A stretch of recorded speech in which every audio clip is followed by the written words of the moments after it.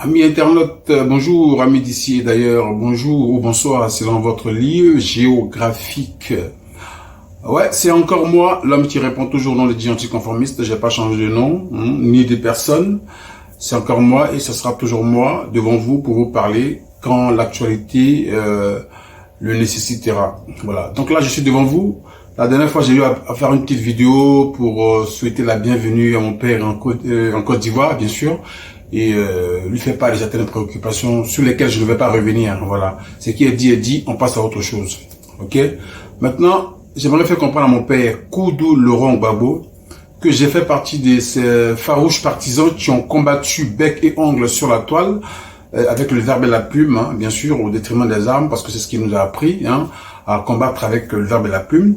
Donc j'ai fait partie de ces farouches partisans, ou du moins je fais toujours partie de ces farouches partisans qui ont combattu sur la toile afin que son intégrité physique soit restaurée, afin que sa dignité soit restaurée, afin qu'il soit libéré du joug néocolonial dans lequel les impérialistes l'avaient enfermé du côté de la haie. Voilà. Mais j'aimerais faire comprendre à mon père que le combat n'est pas terminé. Il est libéré, d'accord, ok. Mais moi, en ce qui me concerne, le combat que je vais continuer à mener farouchement, c'est le combat de sa survie. Voilà. Papa Gbagbo, je vais mener le combat de ta survie parce que on n'a pas envie que notre combat, il y a une symphonie inachevée dans notre combat. Voilà. C'est-à-dire quoi? Ça veut dire quoi? On n'a pas envie que tu t'arrêtes en si bon chemin parce que tu as encore beaucoup de choses à faire pour ton peuple qui t'aime tant, pour la Côte d'Ivoire qui t'aime tant, pour ton continent, l'Afrique qui t'aime tant, pour ta famille qui t'aime tant, ta famille, que ce soit ta famille biologique, tes enfants et autres, qui t'aiment tant. On a encore envie que tu puisses rester le plus longtemps possible en vie pour terminer les œuvres que tu as commencées. Voilà. Donc, c'est pour cela que je suis devant toi pour t'alerter. Papa, j'ai mené le combat, comme je dis, farouchement, afin que ton intégrité physique soit restaurée, afin que ta dignité soit restaurée. Maintenant, je vais mener le combat de ta survie. Oui. Parce que c'est vrai que tu as été libéré, Papa Gbagbo. Tu es rentré en Côte d'Ivoire. Ça a fait plaisir à tous les Ivoiriens. Ça se voit qu'il y a une ferveur populaire qui règne en Côte d'Ivoire. Tous les Ivoiriens ont le sourire aux lèvres parce que le père de la nation est rentré. On sent une autre atmosphère. Avant, l'atmosphère était délétère, l'atmosphère était un peu cataclysmique, elle était pleine de chiens-lits, on se regardait beaucoup en chien de faïence. Mais depuis que tu es rentré en Côte d'Ivoire, c'est le sourire qui se lit sur toutes les lèvres. C'est une très bonne chose. C'est ce qu'on avait toujours demandé à cette fameuse communauté des voyous internationaux qui s'est érigée en communauté internationale. Voilà, moi je les appelle la communauté des voyous internationaux parce que c'est eux qui ont le droit de vie et de mort, de liberté sur nos leaders au nom de leurs intérêts. Donc moi, pour moi, c'est un comportement de voyous. Donc je les appelle la communauté des voyous internationaux. Voilà. Opa, tu es rentré, je t'ai souhaité la bienvenue. Mais Opa, maintenant, moi, je vais t'alerter afin que tu restes vigilant, afin que tu sois vigilant. Parce que, comme je l'ai dit, et je ne le répéterai jamais assez, c'est maintenant qu'on a besoin de toi, maintenant que tu as été libéré. C'est maintenant qu'on a besoin de toi. Et on n'aimerait pas, ou du moins moi, en ce qui me concerne, je n'aimerais pas que cette liberté soit une symphonie inachevée. Parce que tu dois maintenant terminer ce que tu as commencé. Toi-même, tu l'as si bien dit, on ira jusqu'au bout. Ou pas? J'ai fait cette vidéo pour que tu puisses aller au bout du combat que tu as mené. En t'alertant, parce que je reçois beaucoup d'alertes. Je reçois beaucoup d'alertes, Papa Gbagbo me disant, et ça, toi-même, tu dois l'imaginer, tu n'es pas un novice en politique. Tu sais à qui tu as affaire. Tu as affaire à des gens qui veulent coûte que coûte te faire disparaître. Parce que ta popularité les gêne. Je l'ai dit tantôt, je le répète encore. Ta popularité gêne le RDR, Papa Gbagbo. Et c'est les gens qui ont le goût du sang. C'est les gens qui ont le goût de la mort. C'est les gens qui aiment danser sur la braise fumante des Ivoiriens. Papa, tu es dans la ligne de mire du RDR. Je reçois beaucoup d'alertes me disant, des révélations, me disant qu'il y a des plans de comète qui se préparent pour ton assassinat. Oui, Papa Gbagbo, tu gênes le pouvoir du RDR. Donc, ils ne t'ont pas fait rentrer d'une façon anodine. Ils sont en train de préparer des coups bas pour chercher à te faire disparaître, afin qu'ils puissent avoir la plénitude de faire ce qu'ils veulent en Côte d'Ivoire. Donc, ne prends pas ce que je suis en train de te dire à la légère. Parce que, rappelle-toi, quand tu étais au pouvoir, quand on disait que la rébellion arrive du Burkina Faso, papa, tu as dit non, il n'aura rien. C'est pour faire peur les Ivoiriens. Jusqu'à ce que ça se transforme en rébellion armée qui a coupé, qui a scindé la Côte d'Ivoire en deux, au point de mutiler gravement les Ivoiriens, au point de les contraindre à l'exil, au point d'embrigader des pauvres innocents, y compris toi-même et ta famille. Papa, je t'alerte parce que je reçois beaucoup de vidéos ou de messages d'alerte me disant que le RDR est en train de préparer en coulisses, en ce moment même où je fais cette vidéo, des plans de comètes, comment t'assassiner. Parce que tu les gênes. Ta popularité les gêne. Papa Gbagbo, tu es trop populaire. Partout où tu passes, tu crées l'émeute. Ça, on l'a constaté quand tu partais, encore une fois de plus, à Gagnoa, dans ton village, à Mama. Déjà, quand tu es rentré en Côte d'Ivoire, on a vu l'émeute que cela a suscité. Partout où tu passes, ça suscite de l'émoi, de l'émeute, de l'émotion, la joie. Papa, je t'alerte pour que tu puisses faire attention à toi. Ne prends pas ce message à la légère. Parce que comme je l'ai dit tantôt, quand tu étais au pouvoir, on te disait que la rébellion venait. Il y avait une fameuse Mercedes noire qui venait de Burkina Faso, pleine de rebelles pour te chasser du pouvoir. Tu as dit non, il n'aura rien. C'est pour faire peur aux Ivoiriens, mais il n'aura rien. Tu vois pas? C'est ce côté-là que je te reproche. Ce côté où tu négliges beaucoup de choses.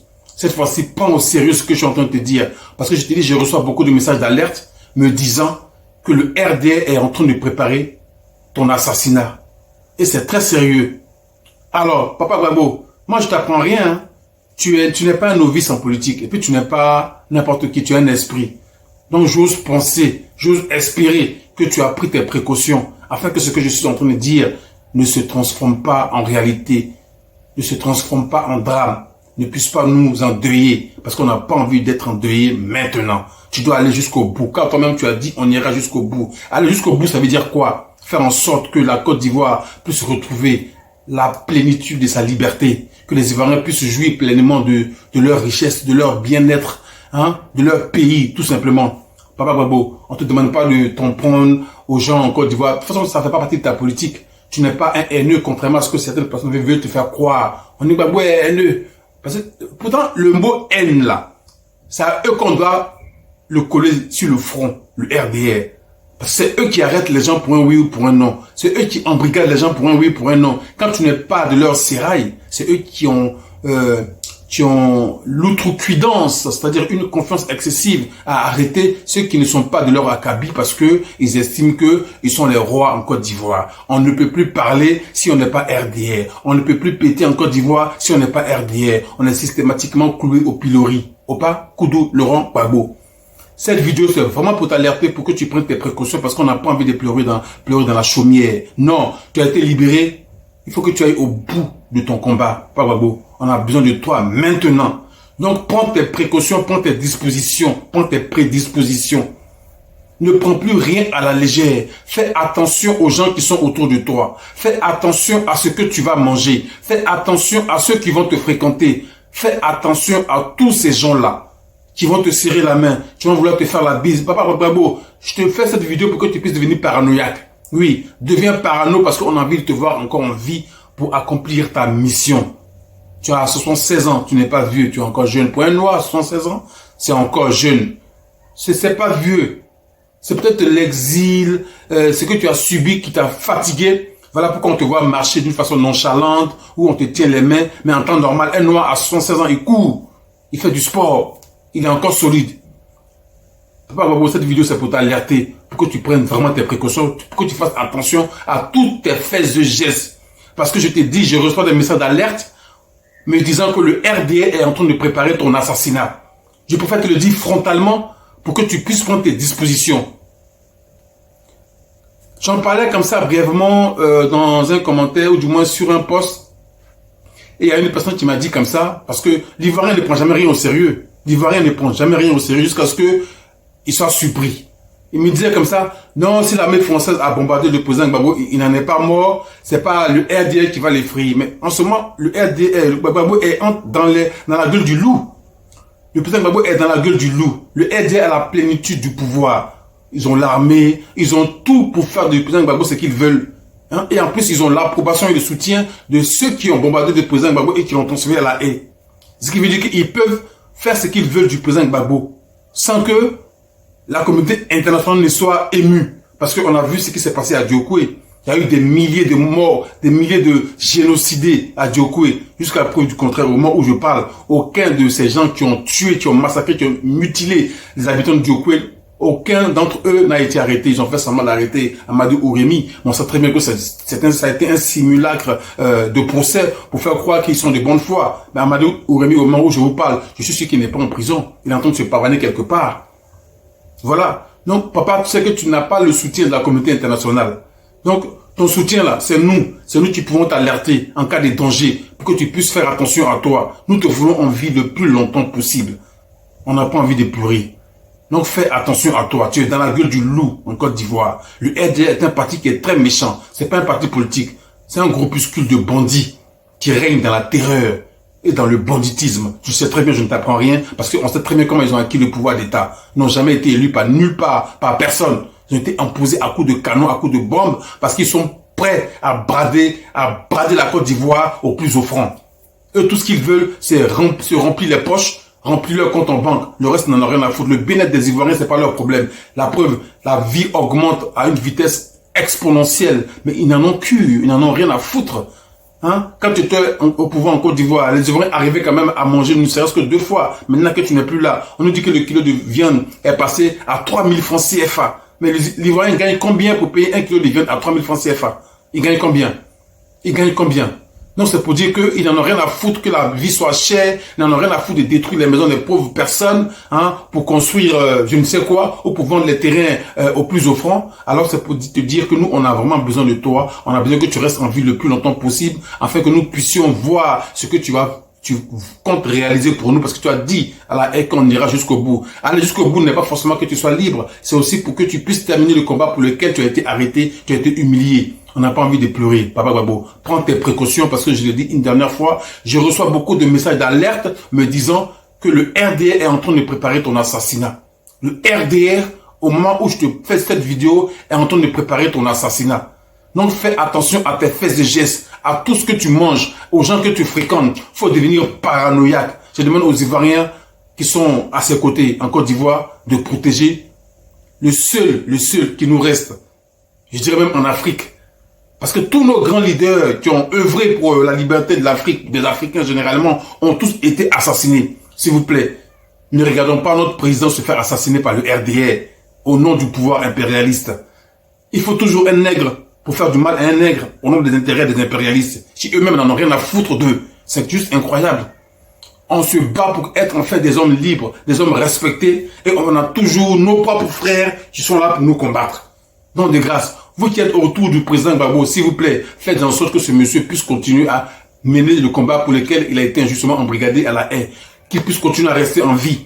Faites en sorte qu'il puisse toujours tenir debout, s'il vous plaît. Vous qui êtes ces gardes du corps et autres là, protégez ce monsieur. J'ai mené le combat de ta libération, Papa Gbagbo. Maintenant, je vais mener le combat, de ta survie. À chaque fois que je recevrai des messages, je vais faire une vidéo pour t'alerter. Et j'espère que tu prendras ces messages, ces alertes au sérieux. Parce que comme je l'ai dit tantôt, tu n'as jamais rien pris au sérieux. Tu as toujours pris tout à la légère. Papa, ne prends plus rien à la légère. Il faut devenir parano. Au moment où tu es là, tu es vulnérable. Tu hantes la gueule du loup du côté de la Côte d'Ivoire. Le RD est un parti sanguinaire. C'est pas un parti politique. C'est pas un parti politique. Si des gens ils ont été prêts à tuer tous ceux qui ont collaboré avec eux pour avoir ce pouvoir, c'est pas toi, ils vont tolérer. Ouattara qui a mené la rébellion pour eux. Ouattara a été empoisonné. Soro-Diom, en ce moment-là, il est contraint à l'exil et condamné à perpétuité. Amadou Gon Coulibaly, lui aussi, il a été assassiné. On nous dit qu'il avait un cancer, mon cul. Il a été assassiné. Ahmed Bakayoko, voilà un exemple partant. Le fidèle des fidèles. Qui pouvait imaginer qu'Ahmed Bakayoko, au moment où je fais cette vidéo, ne serait plus en vie. Lui-même, ils ne l'ont pas raté. Ils l'ont aussi assassiné. Ibé, qui était devant la rébellion qui les a portés au pouvoir, il a été assassiné. Non, ce n'est pas toi qui vont tolérer. Papa Gbagbo, tu rentres la gueule du loup. Chers Ivoiriens, protégeons notre président. Vous qui avez le pouvoir de protéger ce grand monsieur, faites-le. Ne négligez rien. Soyez parano. Regardez autour de vous quand il sort. Ses gardes rapprochés. Faites attention à lui. Nous voulons que notre papa achève sa mission. Voilà pourquoi je suis devant vous aujourd'hui pour faire cette vidéo-là, pour l'alerter. Papa Gbagbo, je reçois beaucoup de vidéos d'alerte me disant que le RDR, au moment où je parle, prépare des plans de comète, des plans pour t'assassiner. Fais attention à toi. Fais attention aux empoisonnements. Fais attention à tes faits et gestes. Fais attention aux microbes. Tu es dans la gueule du loup. Voilà. Moi, je ne pourrais que t'alerter. Je ne vais pas prendre tout à la légère en disant non, comme le font certains inconscients sur la toile. Oh non, l'armée française a bombardé, il n'est pas mort. C'est pas le RDR qui va le tuer. Mais de grâce, s'il vous plaît, vous connaissez la nature du RDR. Vous connaissez la nature du RDR. Si le RDR fait du mal au président Gbagbo demain, ça passera comme une lettre à la poste parce que ces gens-là, comme je le dis tantôt, ils sont soutenus par la communauté internationale. Des gens qui n'en ont rien à foutre que des nègres se fassent tuer. Ils en foutent complètement qu'on soit en vie ou mort. Eux, tout ce qu'ils veulent, c'est prendre nos biens et puis faire de cela ce qu'ils veulent. Nos vies ne les intéressent pas. Sinon, ceux qui ont massacré les gens de Djoko, là, la CPI se serait penchée sur leur cas. Sur le cas de leur bourreau des habitants de la CPI de Djoko. Mais ils n'ont rien dit. Jusqu'au moment où je parle, aucun n'a été arrêté. Les Ivoiriens se font arrêter tous les jours. Ils se font tuer. Ils sont contraints à l'exil. Vous entendez parler? Ils parlent pas. Même leurs médias poubelles là, ils n'en font pas cas. Ils n'en ont rien à foutre. Ils parlent pas de ça. Mais quand Gbagbo était au pouvoir, qu'est-ce qu'il disait pas? C'est un dictateur. C'est un dictateur qui donne tout le pouvoir à des rebelles. Qui nomme des rebelles ministres, directeurs ceci, président de l'Assemblée nationale. Pourtant, il est attaqué. Il leur a tout donné sur le plateau d'or au nom de la paix. Mais malgré cela, on le traite de haineux. De ceci, de cela. C'est pour dire qu'ils n'en ont rien à foutre. Tout ce qu'eux veulent là, c'est leur bien-être au détriment de notre bien-être. Ils sont prêts à danser sur notre braise fumante juste pour pouvoir continuer à nous martyriser, à nous humilier au nom de leurs intérêts. Papa Gbagbo, s'il te plaît, de grâce, je me mets à genoux. Prends ce que je te dis au sérieux. Je reçois beaucoup de messages d'alerte me disant que le RDR est en train de préparer ton assassinat. Le RDR est en train de préparer ton assassinat. Voilà. Donc, deviens parano. Ne néglige rien. Ne fais pas comme quand tu étais au pouvoir et tu disais, il n'y aura rien. Ça fait peur aux Ivoiriens. Non, prends tout au sérieux. Tu es entre la gueule du loup, Papa Gbagbo. Donc, c'est juste une petite alerte. Dis anticonformiste afin que tu puisses rester le plus longtemps possible en vie. On a besoin de te voir en vie le plus longtemps possible afin que tu puisses terminer ce que tu as commencé. Il ne faudrait pas que ton combat soit une symphonie inachevée. Il ne faudrait pas que ton combat soit une symphonie inachevée. Voilà ce que je voulais dire. Bienvenue sur ta terre, protège ton dos, car le loup est encore dans la bergerie. Guy anticonformiste. Que Dieu bénisse le président Gbagbo, que Dieu bénisse la Côte d'Ivoire et les Ivoiriens. Ciao, ciao.